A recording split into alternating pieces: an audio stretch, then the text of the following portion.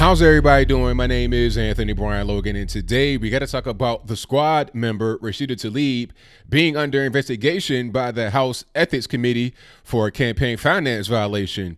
Apparently, during their 2018 campaign to become the state rep in their district of Michigan, she got $17,500 from the campaign money into her own account to quote unquote pay for living expenses, childcare, food, all this, that, and the third. Now, this is pretty interesting because she ain't the first person from the squad to face such accusations. I think the biggest person would be Ilhan Omar.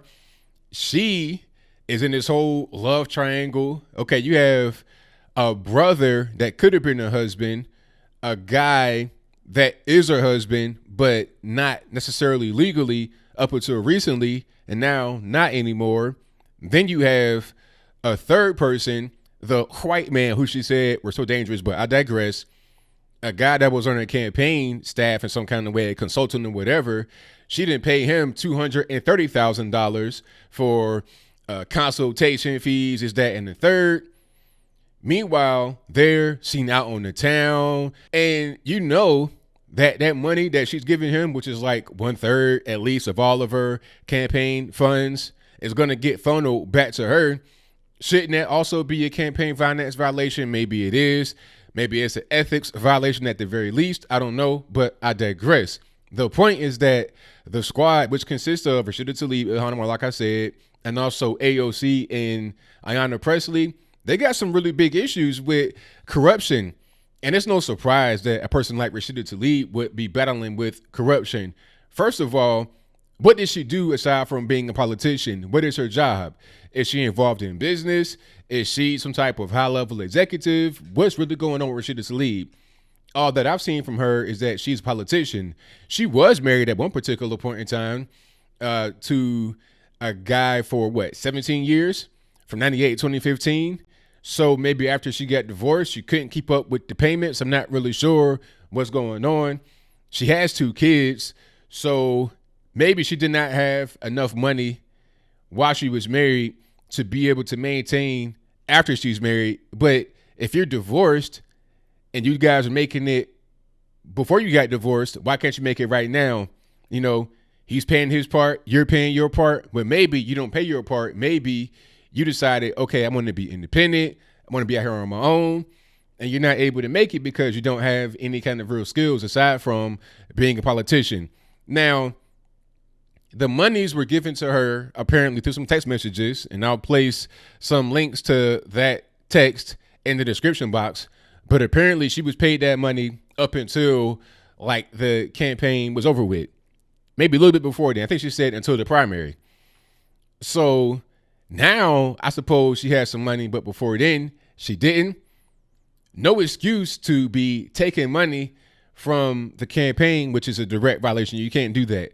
The money for your campaign must go towards your campaign. You can't pay yourself from your own campaign money. That's not how that works. Like, because if that were the case, you could just go out there and say, hey, I'm running for dog catcher. I'm running for whatever this, that, and the third.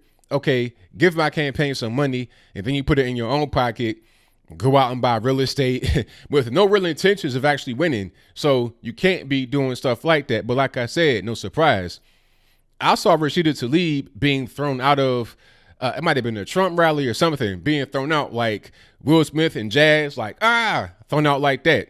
Okay, so it was no surprise that a person like that, rabble-rouser, a troll, a protester, a lowlife, essentially, would be facing this kind of accusation on her back. No surprise at all. I think the timing of this is pretty interesting because she was running on this whole thing of we're going to impeach the mother effer.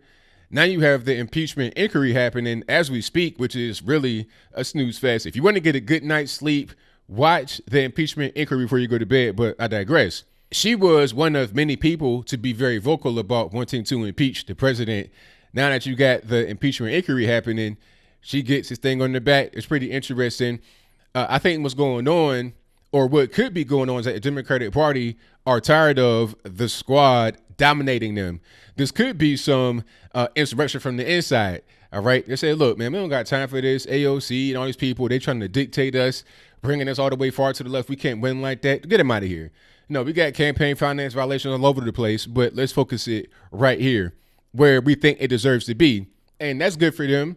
I'm glad they're cleaning up their ranks, although it'll be a little bit too late, because we're already well in the primary season. The candidates are pretty much already known. We know it's probably going to be Pocahontas going against Trump. That's going to be an epic L, a defeat, a massive embarrassment for the Democratic Party. So all they can do is try to go down this whole impeachment route, and then at the same time, maybe try to clean up some of the ranks that are going to push them all the way far to the left and dictate their party. At the end of the day, as I close, I think that Rashida Tlaib most certainly committed some kind of campaign finance violation, as well as Ilhan Omar. Really, Ilhan Omar is the bigger story here. I'm not really sure why I don't see an investigation happening about her. Maybe it is happening and I've not seen it, but there should most certainly be one on Ilhan Omar. I mean, not even just the money that could be routed from the quote unquote consultant, which is really her boyfriend. Not just that money, but also the sham marriage, the immigration fraud, all that stuff needs to be investigated. And of course, AOC, I mean, where's her money coming from? You got some dark sources out there. Who knows what's really happening? But I think the squad may come to an end sooner than later, or they could use this as a way to take total control over the Democratic Party, because they're saying, hey, we're being attacked. They don't want us to be here, this, that, and the third. So who knows what's going to happen? But I think I'll leave that right there for now. And what say you? Do you think that Ilhan Omar, Rashida Tlaib, and many others are guilty of campaign finance violations, ethics violations? If that's your viewpoint, let me know why in the comments below. And how do you feel about career politicians that have no other income aside from politics? Now, I understand if you're doing a great job and this is your only job, I'm with you 100%. But at a certain point, you shouldn't be taking money illegally or in a way that violates rules. I mean, this may not be a criminal or civil offense, but it most certainly is an ethics violation. How do you feel about that? And if you don't have another income aside from being a politician, maybe you should get people that actually want to help you, some friends, family, or something like that. Just want to help you personally and give you money rather than taking money from the campaign, which is supposed to be for the campaign and not for your own personal expenses, okay? When you get a donation, that's not for you to go, pay for your child babysitter or to pay your car note, your house note. It ain't for that. It's for the campaign, and that's it. But whatever your comments are, please let me know in the comments below. And that's all I got to say for this video. If you like what you heard, please comment, rate, share, and subscribe.